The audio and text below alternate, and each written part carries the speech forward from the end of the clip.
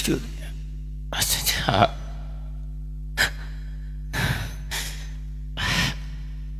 sepertinya jauh sekali dari yang Ustaz sampaikan tadi. Saya kurang belum mengerti. Jangan kenapa bahasa Arab juga tidak fasih. Ilmu kita jauh. Gimana Ustaz?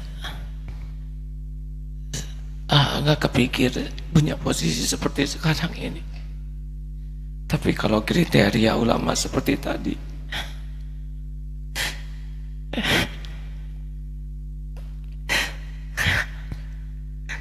jadi tertekan sekali. Alhamdulillah, Allah memberikan jalan di dalam Al-Quran dengan membagikan kualifikasi ulama kepada dasar-dasar yang pokok yang dimiliki, lalu cabang-cabang di pengetahuan. Alhamdulillah, ulama itu banyak.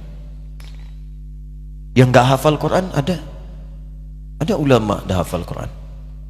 Yang dah bisa bahasa Arab banyak. Karena itu dasar dari ulama disebutkan di Quran pertama keikhlasan.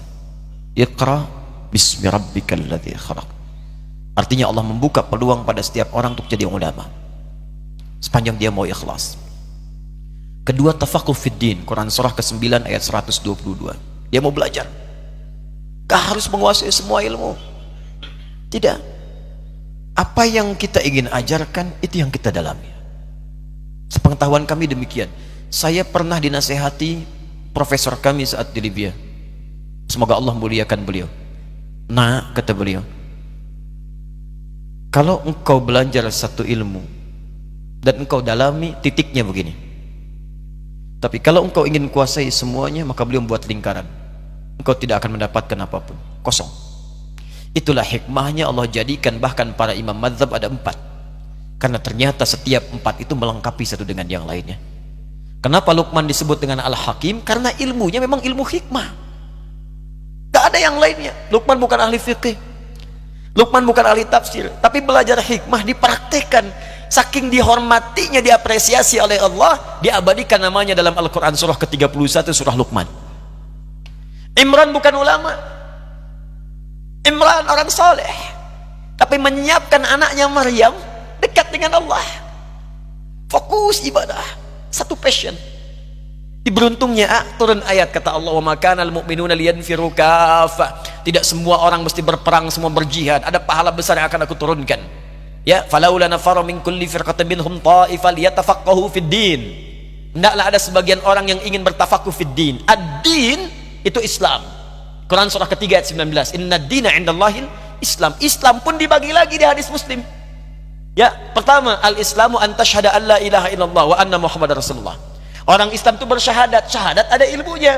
Quran surah ke-47 ayat 19. Fa'lam, mesti punya ilmu annahu la ilaha illallah, untuk bisa menguatkan tauhid kita bahwa tidak ada Tuhan selain Allah. Ilmunya disebut dengan ilmu tauhid. Ada ulama yang fokus di tauhid saja. Oh, bisa ambil itu, dalami. Ada yang mengajarkan tauhid aja, tauhid sampai kuliah. Ada yang dulu tuh nggak ada kampus, nggak ada apa-apa, ada yang fokus ke situ aja ngajarnya tauhid. Yang dibahas gak banyak-banyak. Kata Abdurrahman As-Sulami, ini hadis yang sangat populer di Al-Bukhari, nomor hadis 4719. Al-Bukhari menerima dari Hajjaj bin Minhal, Hajjaj bin Minhal menerima dari Syu'bah, Syu'bah menerima dari Alqamah bin Marthad, Alqamah bin Marthad menerima dari Sa'ad bin Ubaidah, Sa'ad bin Ubaidah menerima dari Abu Abdurrahman As-Sulami, Abu Abdurrahman As-Sulami menerima dari Uthman bin Affan dan Ali bin Abi Thalib radhiyallahu ta'ala anhuma dari Nabi sallallahu alaihi wasallam. Hadisnya, khairukum man ta'allama al-Qur'ana wa 'allama. Kalau anda ingin jadi orang baik, kata Nabi, belajar Quran dan amalkan. Tapi kata Abu Abdurrahman As-Sulami, lihat komentarnya, akhadtul Qur'ana an qaumin, saya belajar Quran dari kalangan sahabat yang banyak, dan saya tidak dapati mereka itu kebanyakan semua hafal Quran. Sahabat kebanyakan mereka, kata Abu Abdurrahman As-Sulami, ngapalin 5 ayat diamalkan, ngapalin 10 ayat diamalkan, dan gak semuanya jadi ulama. Mengamalkan apa yang ia pelajari sesuai passionnya. Ada ulama di bidang tijarah, bisnis, Utsman bin Affan, Abdurrahman bin Auf. Ada yang di bidang hukum, ya. Abdullah bin Abbas di tafsir, Abdullah bin Umar di fiqih. Fokusnya, passionnya. Kemudian nanti ada fikih sholat, wa tuqimas sholat, ahli di bidang fikih. Ada tauhid, ada fikih, ada usul fikih. Alhamdulillah, Allah karuniakan di tauhidnya. Bukankah Nabi pertama buka pesantren tauhid, Darut Tauhid, ya kan? Di Mekah itu kan Darut Tauhid. Allah alhamdulillah punya 400 meter di awalnya. Nabi mungkin 40 kali 40 nggak nyampe. Dan itu wakaf, makanya fitrah dakwah itu awalnya pasti itu wakaf, kontrak dulu. Nabi kan dulu wakaf, dipakai dulu tuh punyanya Arqam bin Abi Arqam, Baitul Arqam, Darul Arqam. Anak muda 17 tahun mewakafkan rumahnya untuk taklim Nabi. Peserta cuma 40 orang. Dikenal as-sabiqun al-awwalun. Yang diajarkan tauhid aja. Kalau Nabi tauhid. Tapi alumni Darul Arqam menyebar ke muka bumi, semua sukses dan berhasil membawa risalah Islam. 40 orang.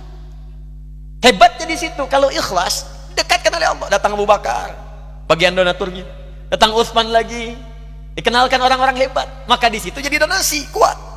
Makanya saat pindah ke Madinah, masjidnya lebih luas. Lebih luas, orang lebih banyak lagi. Itu fitrah. Kalau kita ikhlas awalnya mungkin kontrakan, rumah biasa, Allah akan kirimkan orang-orang hebat. Dengan dananya, dengan supportnya, dengan kekuatannya. Ahli militernya, masuk Islam Khalid bin Walid. Ahli militernya. Mungkin nanti Panglima akan datang, ini akan datang. Banyak orang datang, 12.000 akhirnya. Dari 40, Nabi punya 12.000 sahabat kemudian hari. 38 jadi panglima. Satu panglimanya bisa setara untuk menaklukkan Persia dan Romawi.